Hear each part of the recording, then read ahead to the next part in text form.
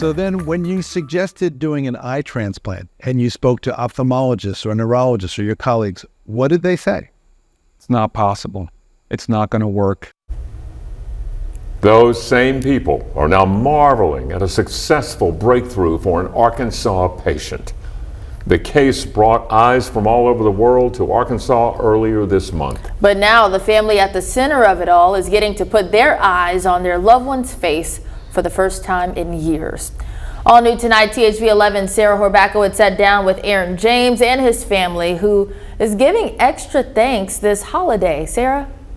Yeah, Faith, after a work accident back in 2021, Aaron James has spent most of his time in between hospital rooms. But for the first time since the accident, he gets to spend Thanksgiving at home. And that's all thanks to a breakthrough eye and face transplant surgery. But it's not just him who's excited to see his family's faces, but they finally get to see his again. I couldn't wrap my head around, I guess, what was going on. I kept saying, you know, what do I need to do? What's going on? Is he okay? On June 10th, 2021, Megan James got the call that her husband had been in an accident while working on a power line. Aaron had touched a live wire, losing most of his left arm, his left eye, nose, and front teeth. This May, a groundbreaking surgery would change everything. It never bothered me how he looked or anything, but it bothered me how he felt about it. I knew he wanted this. As a part of the face transplant, Aaron also received the first ever human eye transplant. Doctors are hopeful that not only will the eye work again, but what they can learn from him can help patients in the future. I'm the first one to get one, ever.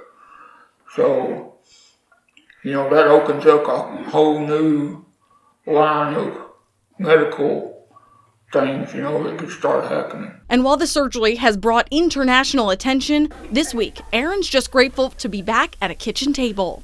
How's your first meal in 2 years? Thanksgiving. His family set up an early holiday this weekend where Aaron could eat his first full Thanksgiving dinner. I think he might have had the biggest plate, I'm not sure. And his family could see his new face for the first time in person. Never in my wildest dreams would I thought that we'd be sitting here today. Not only sitting with his family, but sitting in Arkansas specifically, because even when he woke up from groundbreaking surgery, he couldn't help but wait to get back home. I'm sitting there looking out the window, over New York City. I start calling the hogs right there in my room. The James are still traveling back and forth to New York for check-ins, but doctors say Aaron's surgery is healing well. Up next, the family's looking forward to Christmas in Arkansas. Oh, you did it. You got inside me. Oh my gosh. And it wasn't just the calling the hogs.